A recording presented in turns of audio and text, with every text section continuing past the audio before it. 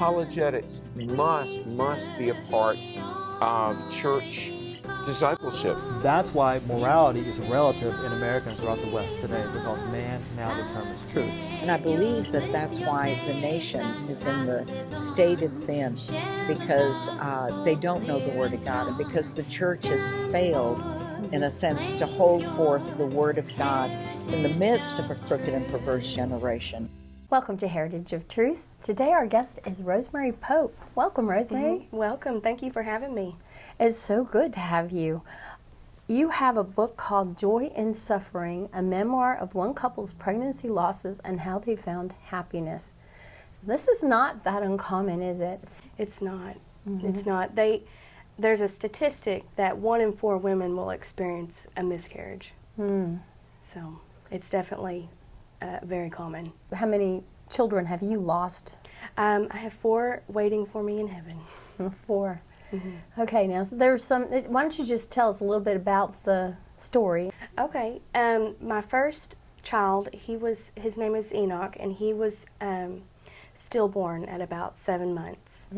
And then we went on to get pregnant again with a little girl named Mary Alice, and she, around 20 weeks, when you have the big anatomy scan, we found out that she was, what the doctors say, incompatible with life.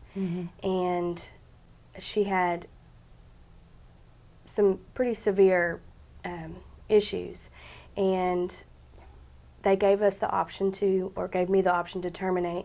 And it was something I heavily considered because I had already gone through a loss and I just wanted it to be over with. But when it came down to it, I ultimately wanted this child, and I wanted God to heal her, and if he was going to heal her, I needed to allow him that opportunity and be okay with if he didn't, even if he doesn't. So we carried her as long as I could. I ended up going into labor at almost 8 months and delivered her. And then after that, we, shortly after that, died. She lived for about 5.5 hours. Okay. So we got to spend a little time with her. Oh, that's nice. It was.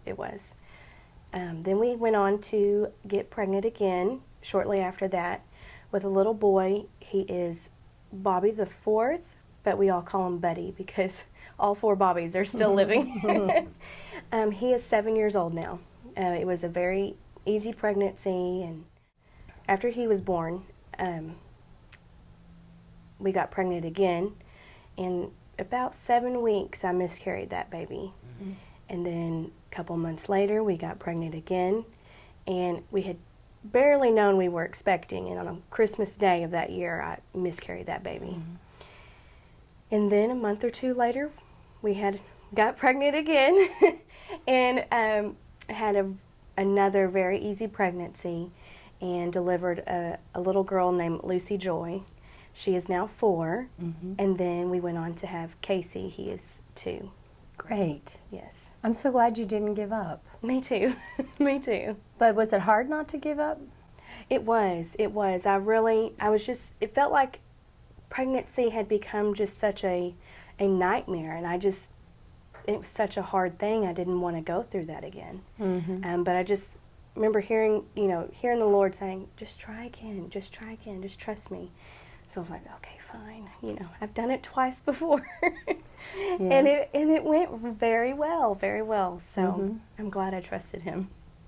So what would you say to a woman who has just had a miscarriage or had a stillborn baby or lost one after several hours like you did?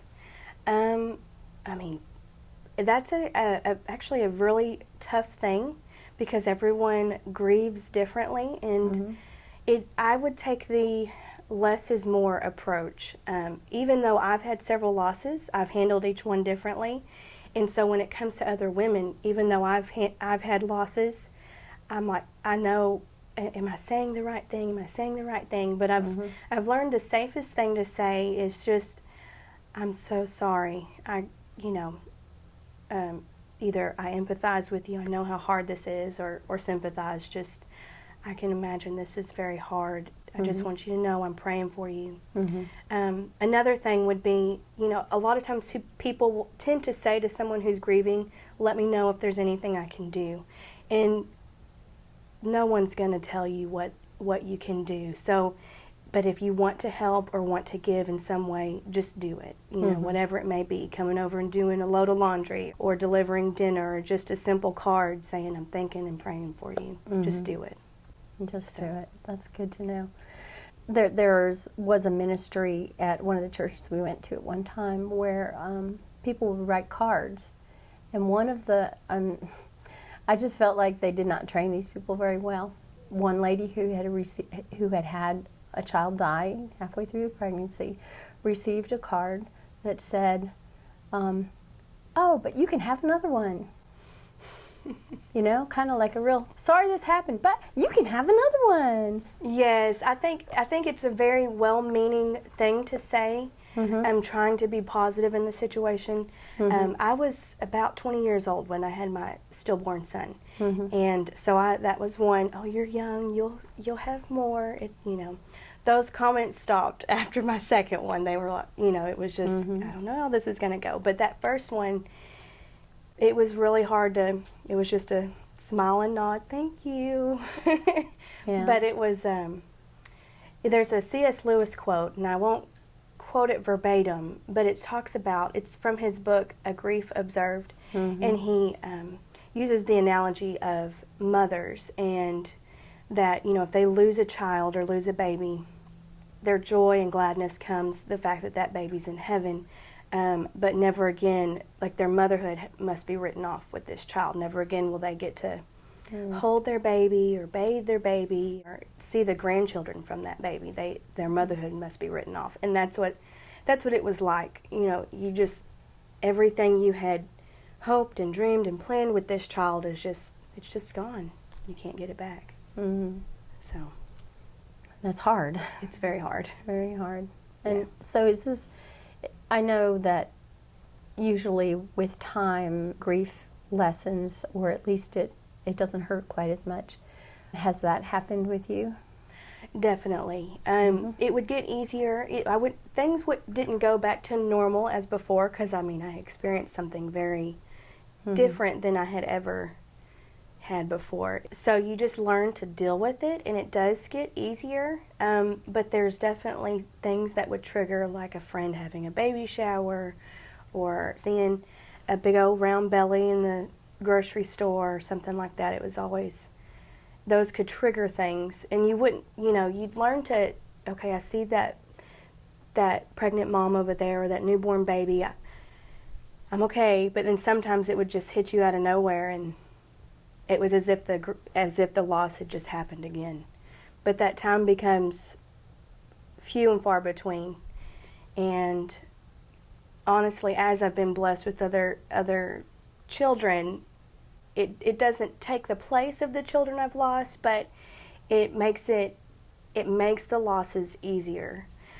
Sometimes it still hits me. I may see like a cousin. We've had, our cousins have kids around the same age as the kids we've lost, and I remember back around Easter looking outside, and one of the boys, who's significantly older than all the group of cousins now, just playing basketball by himself, and it hit me. I was like, he wouldn't be playing by himself. He would have, Enoch would be here with him. They'd be the two older cousins out there playing, but it's just him. And I usually don't have sad moments like that, but it just hit me, and I was like, wow, he wouldn't be by himself. What would you say to somebody who's considering abortion because of maybe the baby's incompatible with life, or the doctor thinks there's something wrong? First, I would say get a second opinion.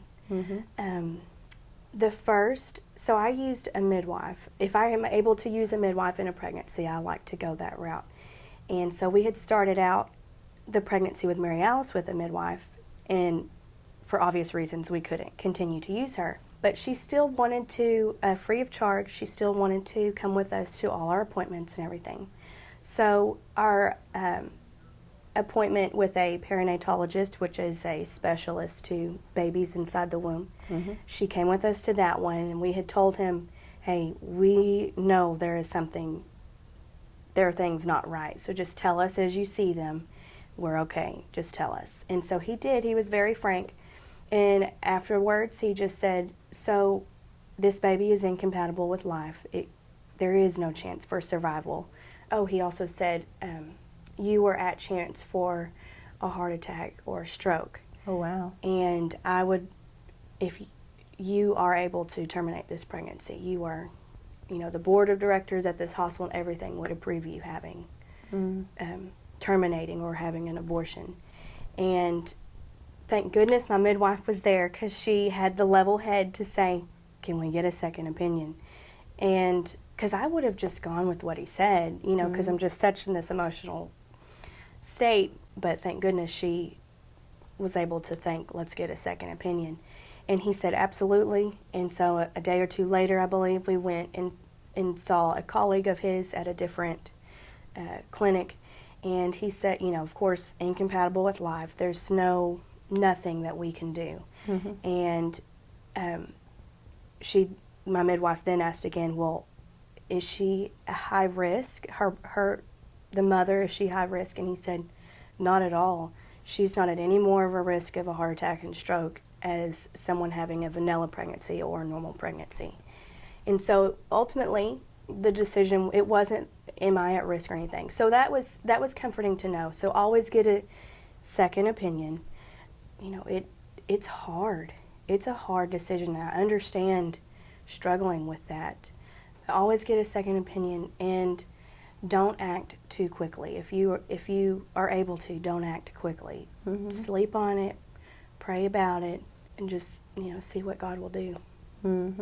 Yeah, a long time ago, several years ago, we did an interview with a lady who she had twin-to-twin transfusion syndrome. Have you heard of that? She had twins, and apparently the way they were attached in the womb, they were in danger of one of them could have a stroke and then it could kill the other or something. I don't remember exactly how it works. They said if you don't selectively abort, you risk losing both of them. And they made the choice to choose life for both of them, even if they would lose them. And they ended up with two perfect, beautiful girls. So God can do amazing things. Yeah, and I also had a cousin whose doctor said this baby's going to have spinal bifida and you need to abort it. It's not going to be any good. That baby was born perfectly normal. So maybe you were at risk before, and when you went to that second doctor, maybe by then God had fixed it so you were no longer at risk. Right. Who knows? Yeah. Yeah. I think it's so important for us to let God be God. That's what you did by getting that second opinion and by carrying Mary Alice, yes. Yeah, and then you got that precious time with her. Yes. It was a very, very peaceful day in that hospital room. Even our pastor, from time to time, he'll mention it in a sermon or something about how peaceful that day was, just walking in that hospital room. And, you also could have gotten discouraged after two like that. If someone had said, well, you've had two, even a doctor might have said, it's possible that you probably will never have any normal children. But you didn't give up on God. Right. And you have now 3 beautiful children. I do, yes. That's great. So where can people find out more about you and your book online? I have a website. It's just rosemarypope.com. I like to be a resource for mothers who've lost children, or they're currently carrying a baby that's deemed incompatible with life. And even for friends or family members, how can they support and help? Because I think it's really hard for friends and family to know what to say, what to do. Yes. So it would be really great if they would contact you and find out some good advice from you. That's good. So it's rosemarypope.com. Yes. And the book is called Joy in Suffering. So thank you so much for being our guest. Yes, thank you for having me. I know